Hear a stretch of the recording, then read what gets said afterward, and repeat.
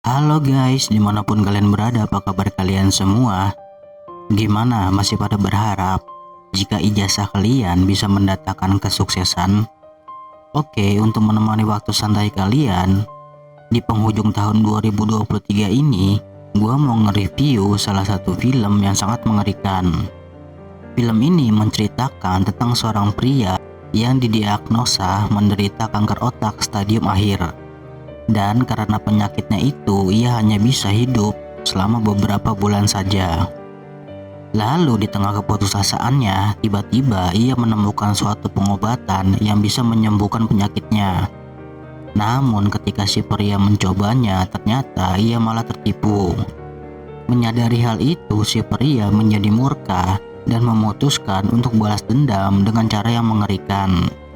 Lalu apa yang akan terjadi selanjutnya? Oke, tanpa perlu berlama-lama dan gue yakin lu semua udah gak sabar. So, langsung aja kita tonton videonya. Let's go.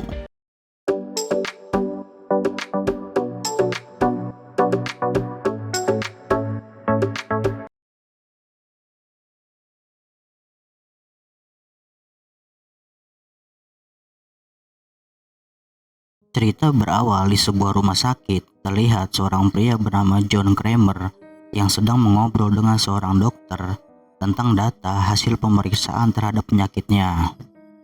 Setelah melewati serangkaian pemeriksaan, si dokter memberitahukan jika penyakit kanker otak yang John derita sudah sangat parah.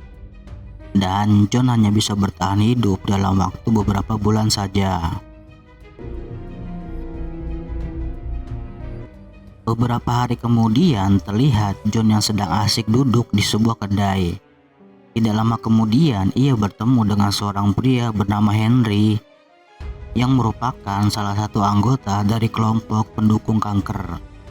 Lalu John merasa takjub melihat Henry yang nampaknya sudah begitu sehat.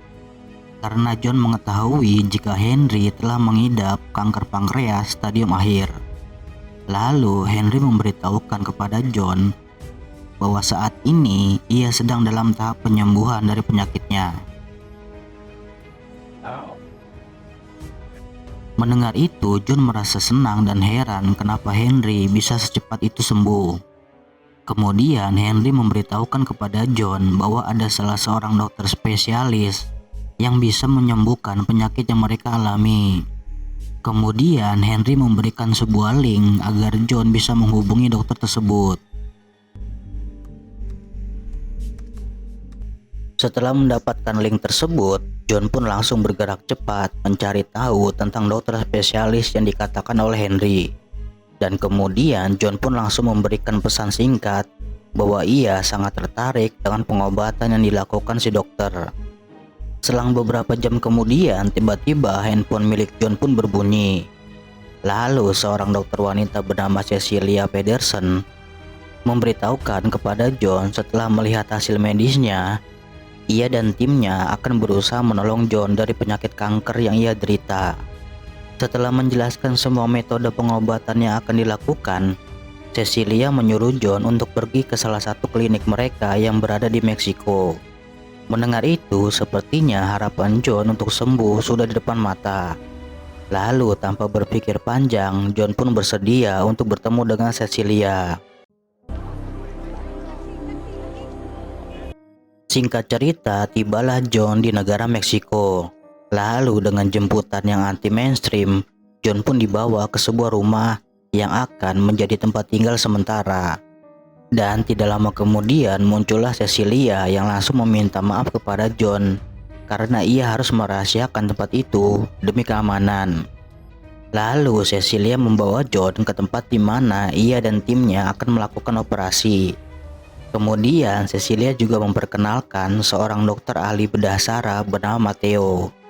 Setelah itu, John bertemu dengan seorang pasien bernama Parker yang nampak sehat setelah melakukan operasi pengangkatan tumor.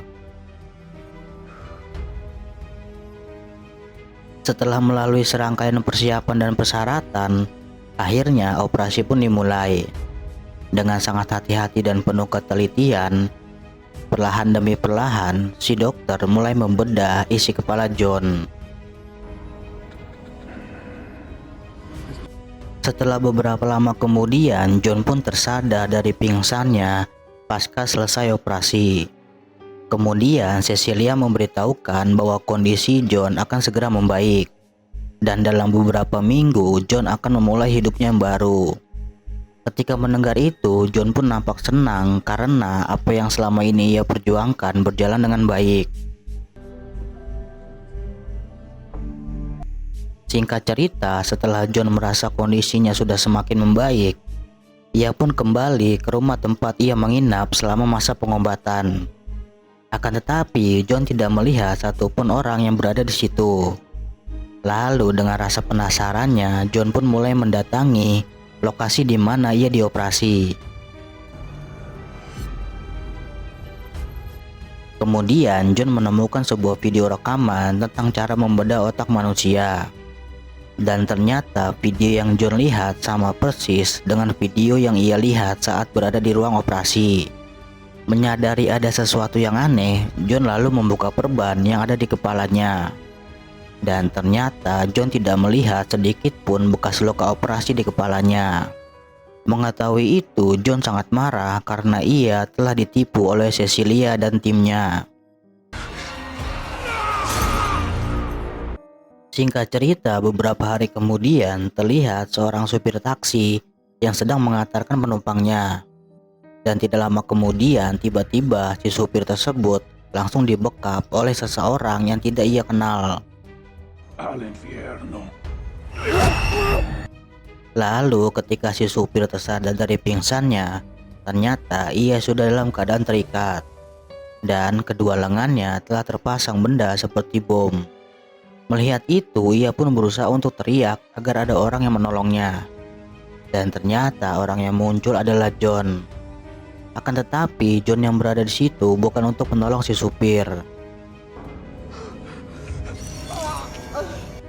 Ternyata usut punya usut, si supir yang bernama Diego tersebut merupakan salah satu orang yang telah menyamar menjadi dokter untuk menipu John. Setelah itu, John pun mengajak Diego untuk memainkan satu permainan. Lalu John pun memberitahukan bahwa di tangan Diego telah terpasang dua alat peledak. Apabila Diego ingin selamat, maka ia harus melepaskan bom itu dengan merobek tangannya menggunakan pisau yang ia pegang. Ternyata John ingin menghukum Diego karena telah menipu dirinya dengan berpura-pura sebagai dokter ahli bedah. Setelah mendengar apa yang telah dikatakan oleh John, dengan terpaksa Diego pun harus mengikuti aturan yang telah John buat untuk bisa menyelamatkan dirinya. Dan kemudian dengan beraninya Diego mulai merobek satu persatu tangannya agar bom itu terlepas. Lalu setelah Diego berjuang mati-matian, akhirnya bom yang terpasang di tangannya berhasil ia lepaskan. Dan sepertinya Diego masih beruntung bisa terhindar dari maut.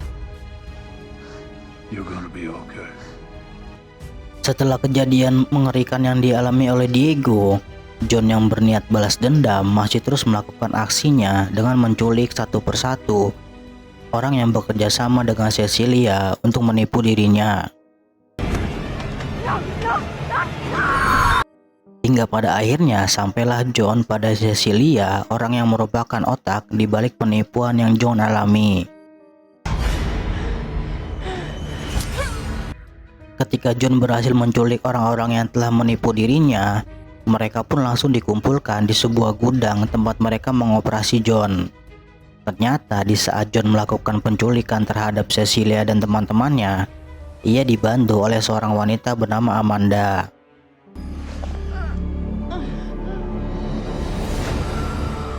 Setelah korban-korbannya berkumpul tanpa berlama-lama, John langsung memulai permainannya. Orang pertama yang John ajak main adalah seorang wanita bernama Valentina yang pada waktu itu menyamar sebagai seorang perawat. Kemudian John memberitahukan bahwa Valentina harus memotong kakinya dengan sebuah gergaji.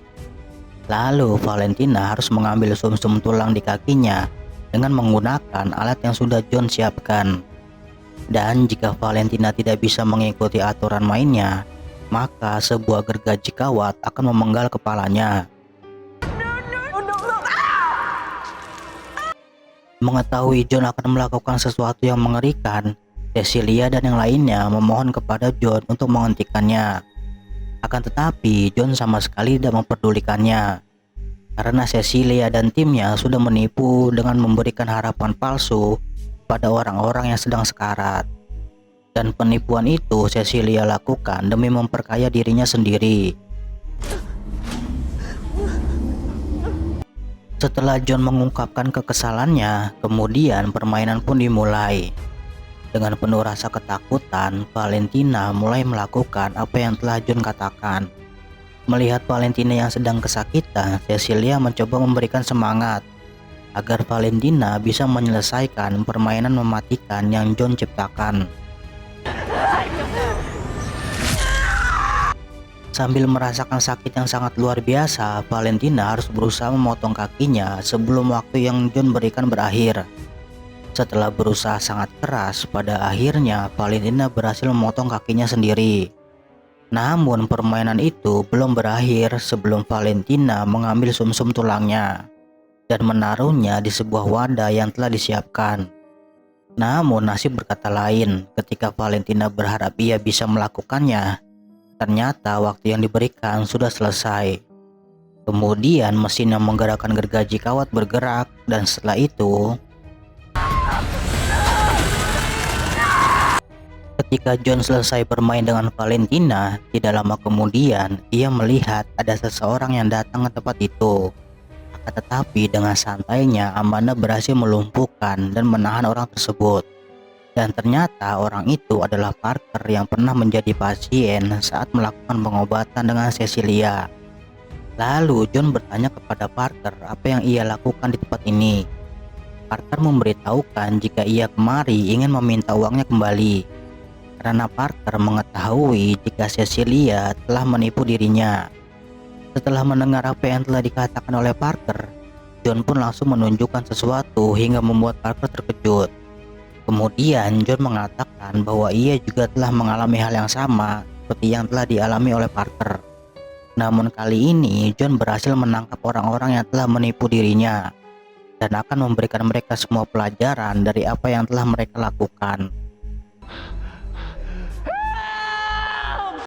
Setelah John selesai menjelaskan semuanya kepada Parker, kemudian permainan kedua pun dimulai. Kali ini giliran seorang pria bernama Matteo yang pada waktu itu menyamar sebagai seorang ahli bedah saraf. Lalu Matteo yang sudah berada dalam sebuah kursi terpaksa memainkan permainan yang diberikan oleh John. Ternyata permainan yang John berikan kepada Matteo gak kalah mengerikan dari permainan yang John berikan kepada Valentina. It's time to play a game. Kemudian John menyuruh Matteo untuk memotong sebagian kecil dari otaknya. Dan setelah itu menaruh bagian kecil itu ke dalam gelas berisi cairan enzim. Diselimuti rasa panik dan ketakutan, Matteo mulai melakukan apa yang telah John perintahkan. Dengan memberanikan dirinya, Matteo langsung merobek kulit kepalanya dengan alat yang John siapkan. Sambil merintih kesakitan, akhirnya Matteo bisa menyelesaikan tahap pertama dari tugasnya. Namun Matteo harus bergerak cepat karena waktu yang diberikan sudah hampir habis. Setelah berhasil mengambil sebagian kecil dari otaknya, Matteo masih berharap ia akan selamat. Namun lagi-lagi takdir berkata lain.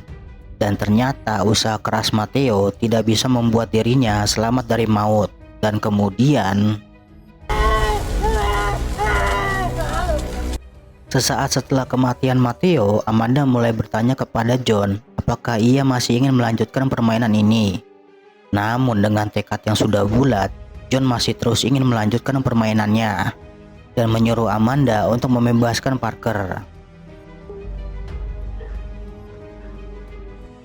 Kemudian John langsung melanjutkan permainannya, dan kali ini giliran seorang wanita bernama Gabrielle yang pada waktu itu berpura-pura sebagai pemilik rumah saat John menginap di kediamannya. Hello, Gabriella. Dan seperti biasa sebelum mulai, John langsung memberitahukan aturan mainnya agar Gabrielle bisa menyelesaikan tugasnya. Pada permainan kali ini aturannya sangat sederhana.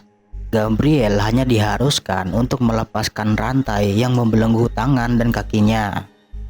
Namun jika Gabriel gagal, maka hidupnya akan berakhir seperti yang lainnya. Ketika John selesai memberitahukan peraturannya, lalu muncullah di hadapan Gabriel sebuah mesin radiasi yang bisa menghantarkan panas. Namun kali ini John tidak memberikan kepada Gabriel waktu untuk menyelesaikan permainannya. Akan tetapi Gabriel harus secepat mungkin bisa melepaskan rantai yang membelenggu tangan dan kakinya. Jika tidak, maka mesin radiasi akan membakar tubuhnya. Menyadari itu, dengan beraninya Gabriel mulai memukul-mukul kaki dan tangannya secara bergantian agar rantai yang membelenggu bisa terlepas. Sambil merasakan panas dari mesin radiasi, Gabriel terus berusaha agar rantai itu terlepas. Hingga pada akhirnya berkat usaha dan kerja kerasnya, Gabriel berhasil menyelesaikan permainan itu dalam keadaan masih selamat. Di tempat lain, Parker yang sudah bebas tiba-tiba langsung menodongkan senjatanya ke arah John dan Amanda. Kemudian Parker menyuruh Amanda untuk membebaskan Cecilia. Ketika Cecilia sudah dibebaskan, Amanda mengatakan jika Parker telah melanggar peraturan permainan dan ia telah gagal dalam ujiannya. Namun kali ini John tidak terlalu memperdulikan Parker dan Cecilia karena ia lebih mempedulikan Gabriel yang berhasil memenangkan permainannya. Melihat kondisi Gabriel yang sudah sangat lemah, ia harus segera mendapatkan perawatan medis karena Gabriel masih layak untuk hidup. Mendengar apa yang telah John katakan, dengan kejamnya Cecilia malah membunuh Gabriel di depan John dan Amanda. Lalu dengan bangganya Cecilia mengatakan bahwa ia lebih pintar daripada John. Karena pada akhirnya Cecilia bisa bebas dari apa yang telah John rencanakan. Namun John masih bersikap santai mendengar apa yang telah Cecilia katakan. Ketika mereka sedang asik mengobrol, tiba-tiba mereka mendengar ada seseorang dari luar gedung tersebut. Menyadari itu, sepertinya Cecilia mengetahui siapa orang itu. Dan tidak lama kemudian, Cecilia membawa masuk seorang anak bernama Carlos yang pernah bertemu dengan John sebelum ia dioperasi. Dan kemudian dengan kejinya, Cecilia memaksa John untuk bermain bersama Carlos agar John bisa merasakan bagaimana mengerikannya permainan yang telah ia buat. Namun kali ini John lah yang meminta mohon kepada Cecilia agar ia tidak melanjutkan permainannya karena Carlos tidak ada hubungannya dengan semua ini. Akan tetapi Cecilia sama sekali tidak peduli dengan apa yang telah John katakan. Dan kemudian permainan pun dimulai. Menyaksikan John menjadi pemain dalam permainannya sendiri, Cecilia pun nampak sumringah. Karena akhirnya ia bisa melihat John menderita, seperti apa yang telah ia lakukan sebelumnya. Dan tentu saja Cecilia mengharapkan John tewas oleh permainannya sendiri. Ketika John disibukkan dengan permainannya, Cecilia dan Parker langsung pergi mengambil uang yang telah John simpan. Namun ketika Cecilia menarik tas uang tersebut, tiba-tiba alarm berbunyi dan kemudian pintu pun tertutup. Hingga membuat Parker dan Cecilia terkurung di dalamnya. Ternyata John telah mempersiapkan permainan khusus untuk Cecilia dan Parker. Karena sejak awal John sudah mengetahui jika Parker telah bekerja sama dengan Cecilia. You are a warrior, my boy. John pun sengaja melepaskan Parker agar ia bisa memainkan perannya. Dan ternyata apa yang John rencanakan berhasil membuat Parker dan Cecilia masuk ke dalam jebakannya. Namun ketika Cecilia dan Parker berusaha untuk menyelamatkan diri, Tiba-tiba gas beracun keluar hingga menyelimuti tempat itu. Ternyata permainan kali ini John membiarkan Cecilia dan Parker untuk saling serang dan saling bunuh. Karena dalam peraturan permainan ini John memberikan kesempatan bahwa hanya ada satu orang yang bisa selamat dari permainan terakhirnya. Ketika Cecilia dan Parker sibuk menyelamatkan dirinya masing-masing, dengan santainya John dan Amanda pergi meninggalkan tempat itu. Dan kemudian film pun